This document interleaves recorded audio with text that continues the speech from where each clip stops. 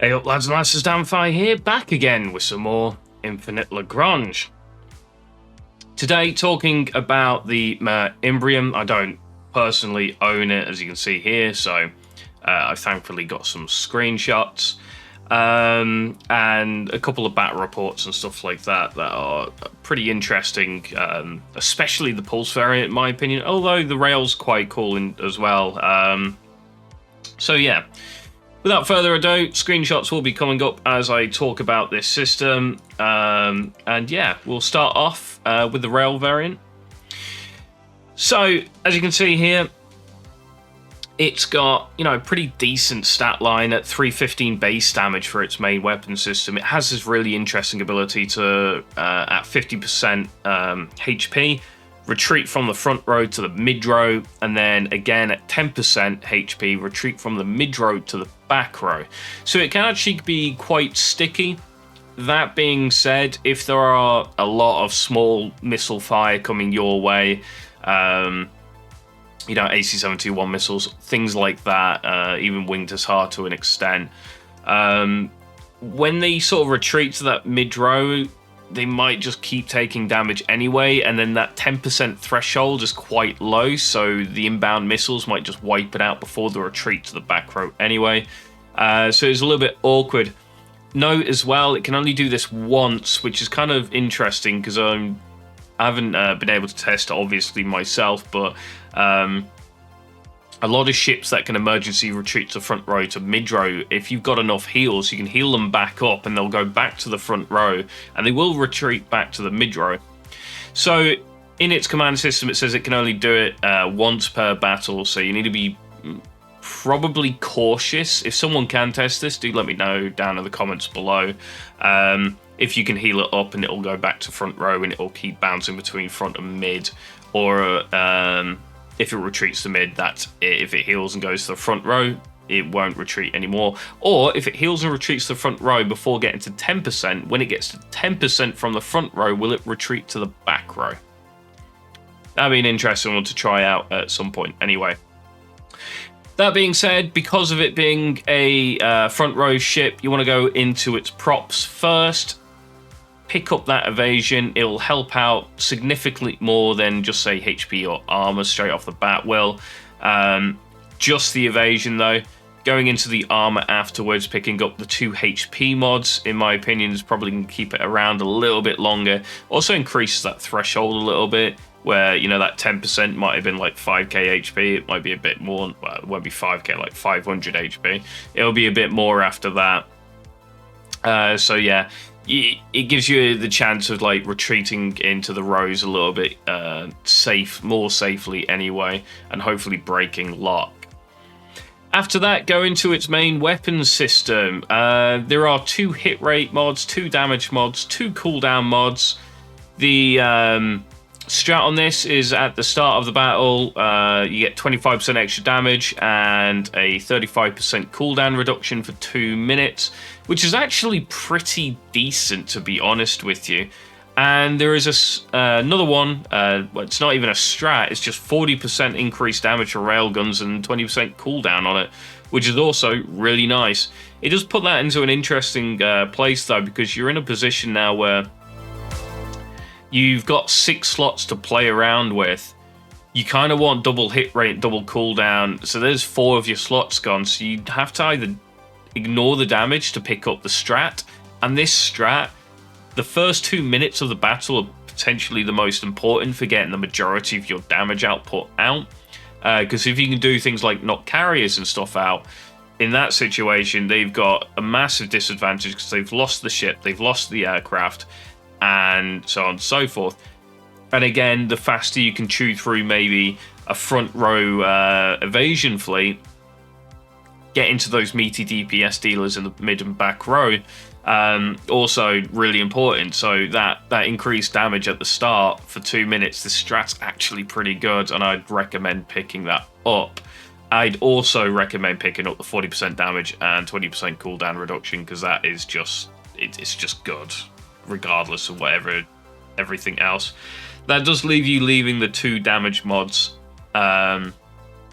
off. Potentially, you could maybe drop to 1 hit rate mod and pick an extra damage mod up here. I personally wouldn't. A lot of the reports that I've seen come through, a lot of them running the way I just mentioned. There have been a couple where they are running the damage mods and they have got better numbers in some situations, but not necessarily all. After that, jumping into the AA weapon system, this is where you've got a single damage mod, a hit rate mod, 2 cooldown mods, intercept, and lock-on efficiency. Again, my opinion here, you've only got 4 slots, so you want to go hit rate, maybe 1 cooldown here, and then go intercept and lock-on, or drop lock-on for the second cooldown. The damage here is not going to help you out too much, the damage mod anyway. After that, you've got 1 slot free on armor, so you pick up your 1 armor. And I should know at some point you should be trying to pick up the command system, so you do get that HP retreat to mid row and the 10% retreat to back row. Bear in mind though, like I said earlier, if you are getting attacked by, you know, a few different ships that have the ability to hit mid row and back row, they may not break lock, and you may just get you know, blasted out of existence regardless anyway. It's also got on flank target lowest HP, which is quite nice. Both variants have this, both the pulse and the railgun, so if you do want to run these in a flanking fleet for, you know, run these with Xenos and stuff like that, going to actually be pretty good, because then they're going to target the lowest HP of the ship that they're shooting at.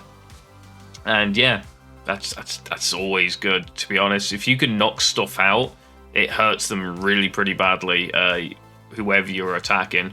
And yeah, it's one of the better command flagship skills in my opinion, and this thing has it, so that's quite nice. Now, moving on to the pulse.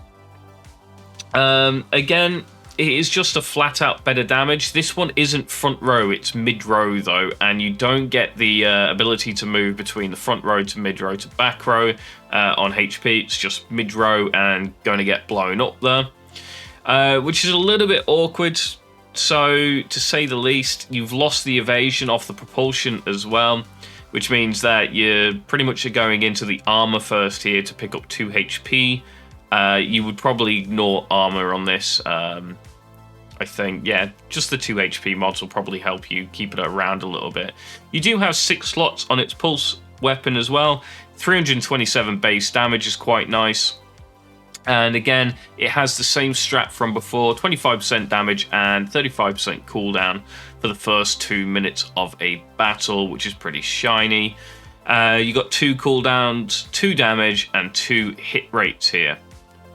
In my opinion, I'd probably, because of this being a pulse, and pulse actually pretty damn accurate, I'd go for 1 hit rate mod, 2 cooldowns, 2 damage, and the strategy, because that strategy, same as before, is really quite nice.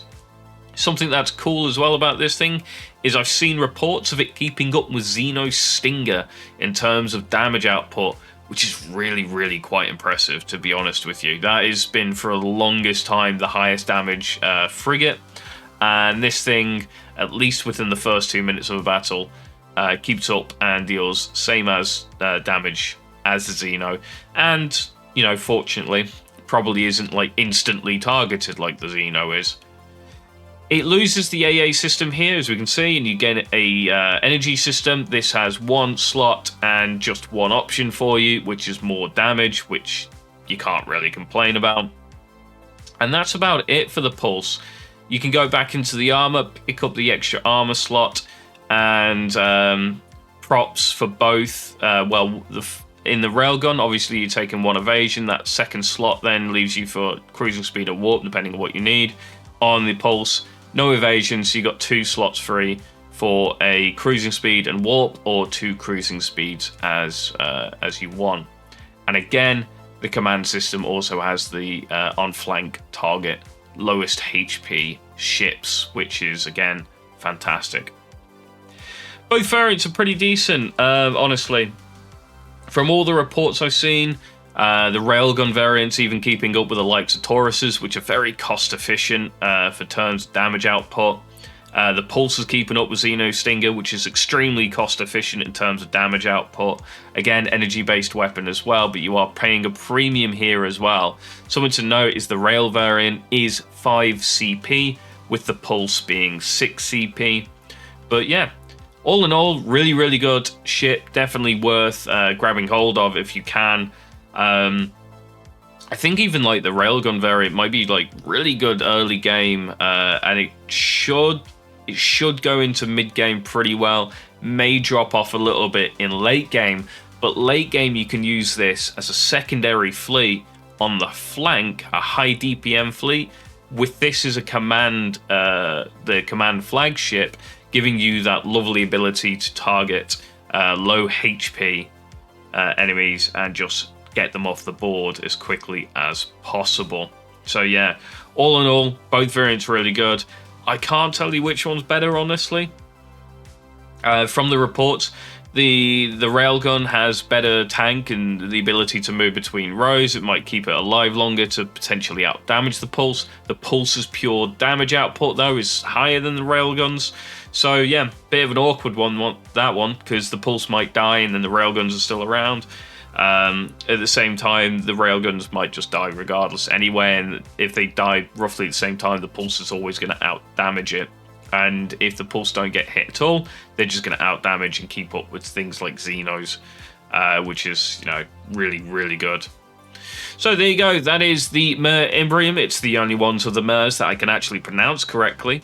Don't forget to like, comment, and subscribe, and I'll catch you next time.